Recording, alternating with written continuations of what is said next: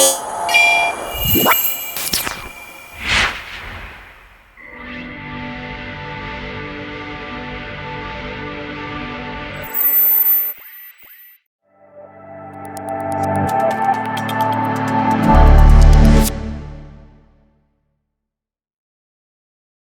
दोस्तों, growth channel में आपका स्वागत है। आज हम देखने वाले हैं होनासा कंज्यूमर लिमिटेड की लिस्टिंग स्ट्रेटजी देखने वाले हैं।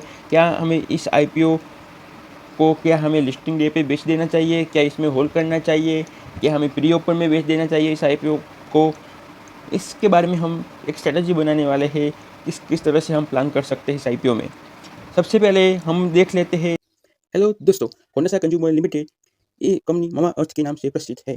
अब उसकी जो हाईलाइट डिटेल देख लेते हैं। ओपनिंग हुई थी 31 मीन्स की आज के दिन ओपनिंग हो चुकी है। वो बंद क्लोज होने वाला है 2 नवंबर को। इशू की कट ऑफ प्राइस के बारे में चर्चा करते हैं तो 324 रुपीज़ पर शेयर रखी गई है। इसमें रिटेल कोटा 10% के हिसाब से रखा गया है। 2 फाइनेंशियल क्वार्टर नेगेटिव था और 1 फाइनेंशियल ईयर प्रॉफिट में हुआ। इसके हिसाब से 10% का कोटा मिलने की संभावना थी। बुक ये जो IPO book build issue type का आईपीओ है। ये इशू साइज है 1700 करोड़ के हिसाब से इशू साइज है। इस आईपीओ में से 1300 करोड़ का ऑफर फॉर सेल है। उसके बाद बाकी बचा हुआ फ्रेश इशू है। 365 करोड़ का फ्रेश इशू है। फेस वैल्यू 10 रुपीज़ पर शेयर रखी गई है। एम्प्लॉय को 30 रुपीज़ का डिस्काउंट मिलने सकता है। प्रमोटर की होल्डिंग पहले 37% के आसपास थी। प्रमोटर की होल्डिंग आईपीओ के आने के बाद 35% होने वाली है। दोस्तों, मामा अर्थ आईपीओ का लास्ट डे का फाइनल सब्सक्रिप्शन आ चुका है। देख लेते हैं कैसा रहा है सब्सक्रिप्शन, किस तरह का सब्सक्रिप्शन, किन किन कैटेगरी में कितना टाइम सब्सक्रिप्शन हुआ है, अमाउंट वाइज कितना सब्सक्रिप्शन हुआ है, उसके बारे में देख लेते हैं। देखते हैं क्यूआईबी ने 11.50 का सब्सक्रिप्शन किया है, जो निकल के आता है अमाउंट वाइज 5868 करोड़ रुपीज़ निकल के आता है। एचएनआई कैटेगरी की बात करते हैं तो फॉरेक्स सब्सक्रिप्शन कर दिया गया कैटेगरी ने, जो अमाउंट वाइज निकल के आता है 1026 करोड़ का इन्वेस्टमेंट कर चुके हैं। इसमें कैटेगरी में बात करते हैं तो बिग एचएनआई ने 4.85 का सब्सक्रिप्शन किया है, जो निकल के आता है 8025 करोड़। उसके बाद स्मॉल एचएनआई ने 2.36 का सब्सक्रिप्शन किया है, जो निकल के आता है 200 करोड़। रिटेल इन्वेस्टर ने 1.35 का सब्सक्रिप्शन किया है, जो निकल के आता है 228 करोड़। एम्प्लॉय ने 4.87 का सब्सक्रिप्शन किया। टोटल इशू के हिसाब से देखते हैं तो 7.61 का सब्सक्रिप्शन किया है, जो अमाउंट वाइज निकल के आता है 7129 करोड़। जो टोटल एप्लीकेशन वाइज देखते हैं तो 1.05 टाइम्स एप्लीकेशन वाइज सब्सक्रिप्शन कर दिया गया है। कि होनासा कंज्यूमर लिमिटेड आईपीओ का जो जीएमपी है, इसमें किस तरह से चेंज आया है, क्या डाउनसाइड प्रीमियम गया है, क्या अपसाइड प्रीमियम में कुछ बाइंग आई है, ये देख लेते हैं। सबसे पहले देखते हैं ये जो होनासा कंज्यूमर के जो फर्स्ट जो प्रीमियम निकल के आया था 47 के हिसाब से प्रीमियम आया था 47।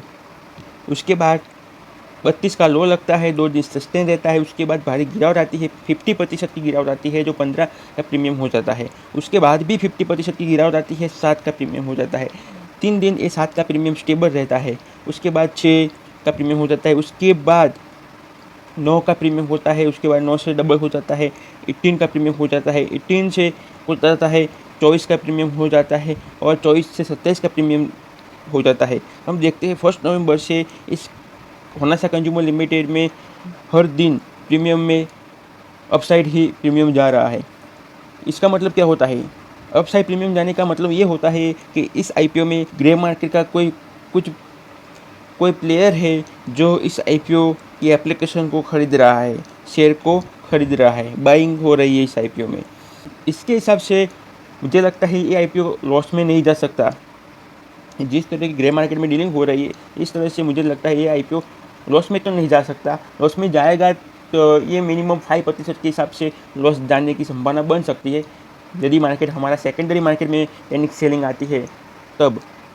उस सेलिंग नहीं आती है तो ये लॉस में जाने की बहुत ही कम संभावना है इसकी। या तो ये फ्लैट रहेगा या तो कुछ परसेंटेज प्रॉफिट दे के जाएगा। इसके हिसाब से हम देखते हैं इस आईपीओ में जो सब्सक्रिप्शन आया था वो अच्छा खासा सब्सक्रिप्शन था। जो क्यूआईबी की तरफ से जो सब्सक्रिप्शन आया था वो अच्छा खासा सब्सक्रिप्शन था इस हिसाब से मैं। और जो दूसरी बात करता हूँ, इस आईपीओ की जो एंकर लिस्ट आई है, ये भी तगड़ी एंकर लिस्ट आई है। जो बड़े बड़े प्लेयर है, जो फॉरेन प्लेयर है, वो इस कंपनी में इन्वेस्ट करते दिख रहे हैं।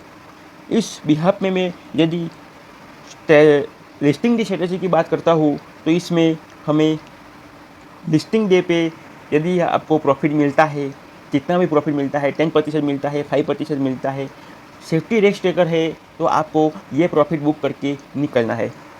यदि आप हाई रिस्क टेकर हो तो मेरी एडवाइस ये रहेगी कि आप 5% या 10% जो आपको प्रॉफिट मिलता है उतना आप रिस्क पे लगा सकते हो, ऐसे लगा के चल सकते हो।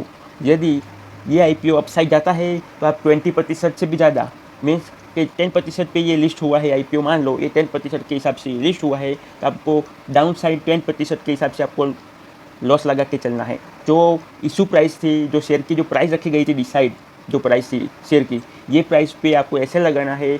और अपसाइड के लिए आपको 20%, मीन्स कि आपको 10% तो पहले ही मिल चुका है और दूसरा 20% आप प्रॉफिट लेके चल सकते हो। ठीक है, ट्रेड करना है हमेशा।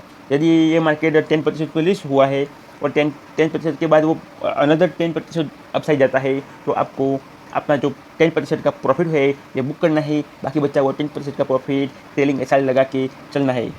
ठीक है, इस तरह से हम प्रॉफिट को गाइड कर सकते हैं, ज़्यादा प्रॉफिट कैप्चर करने की कोशिश करनी चाहिए इस आईपीओ में।